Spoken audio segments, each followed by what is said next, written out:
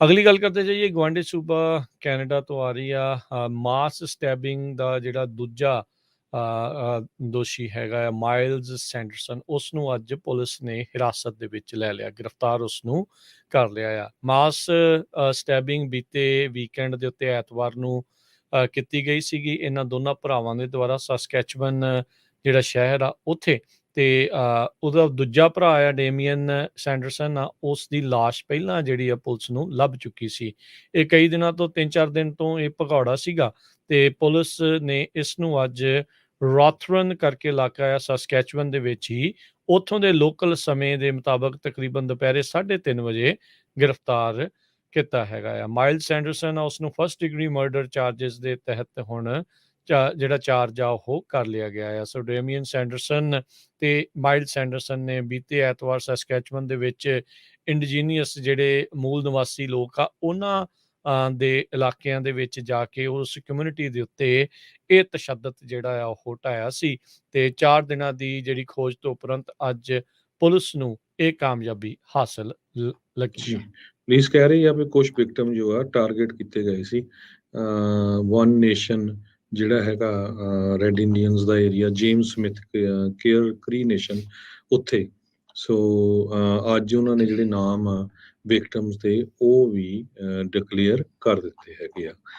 ਅਗਲੀ ਖਬਰ ਵੱਲ ਚਲੀਏ, ਕੈਲੀਫੋਰਨੀਆ ਤੋਂ ਆ ਰਹੀ ਆ।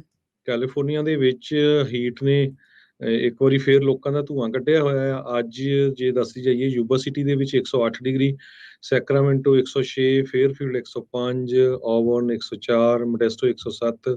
ਇਸੇ ਤਰ੍ਹਾਂ ਸੈਂਟਰ ਵੈਲੀ 'ਚ ਵੀ ਜੋ ਟੈਂਪਰੇਚਰ ਆ ਇੰਨਾ ਹਾਈ ਰਿਹਾ ਤੇ ਹਜੇ ਵੀ ਕਹਿੰਦੇ ਪਈ ਕੈਲੀਫੋਰਨੀਆ ਦੇ ਵਿੱਚ ਰੋਲਿੰਗ ਆਊਟੇਜਸ ਹੋ ਸਕਦੀ ਹੈਗੀ ਆ।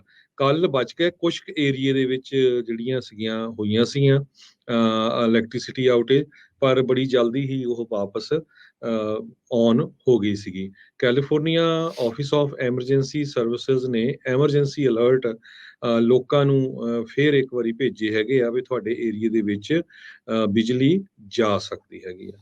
ਅੱਜ ਦੀਆਂ ਖਬਰਾਂ ਵੱਲ ਆਈਏ ਤੇ ਪ੍ਰੈਜ਼ੀਡੈਂਟ ਬਰਾਕ ਓਬਾਮਾ ਤੇ first lady Michelle Obama white house ਦੇ ਵਿੱਚ ਕਾਫੀ ਲੰਮੇ ਸਮੇਂ ਤੋਂ ਬਾਅਦ ਪਹੁੰਚੇ, ਕਿਉਂਕਿ ਉਹਨਾਂ ਦੀ ਜੋ ਪੋਰਟਰੇਟ ਸੀਗੀਆਂ ਉਹ ਉੱਥੇ ਵਾਈਟ ਹਾਊਸ ਦੇ ਵਿੱਚ ਅਨਵੀਲ ਕੀਤੀਆਂ ਗਈਆਂ ਹੈਗੀਆਂ। ਪ੍ਰੈਜ਼ੀਡੈਂਟ ਜੋ ਬਾਈਡਨ ਤੇ ਫਸਟ ਲੇਡੀ ਜਿਲ ਬਾਈਡਨ ਨੇ ਇਸ ਕਪਲ ਨੂੰ ਜਿਹੜਾ ਆ ਉੱਥੇ ਸੱਦਿਆ ਸੀ ਤੇ ਵਾਈਟ ਹਾਊਸ ਦੇ ਵਿੱਚ ਮਿਸ਼ੇਲ ਓਬਾਮਾ 2017 ਤੋਂ ਬਾਅਦ ਪਹਿਲੀ ਵਾਰੀ ਉੱਥੇ ਪਹੁੰਚੀ ਹੈਗੀ ਆ।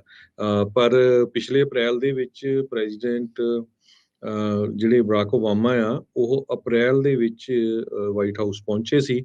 ਐਨੀਵਰਸਰੀ ਸੀਗੀ ਜਿਸ ਦਿਨ ਅਫੋਰਡੇਬਲ ਕੇਅਰ ਐਕਟ ਨੂੰ ਪਾਸ ਕੀਤਾ ਗਿਆ ਸੀ। ਜੀ ਬਿਲਕੁਲ, ਅੱਜ ਜਿਹੜਾ ਅਧਿਕਾਰਤ ਤੌਰ ਦੇ ਉੱਤੇ ਸਾਰੇ ਰਾਸ਼ਟਰਪਤੀਆਂ ਦੀ ਫਸਟ ਲੇਡੀਜ਼ ਦੀਆਂ ਜਿਹੜੀਆਂ ਪੋਰਟਰੇਟਸ ਆ ਉਹ ਬਣਾਈਆਂ ਜਾਂਦੀਆਂ। ਸੋ ਇਹ ਇਹਨਾਂ ਦੀਆਂ ਵੀ ਜਿਹੜੀਆਂ ਅਨਵੇਲਿੰਗ ਆ ਉਹ ਕੀਤੀ ਗਈ ਸੀ।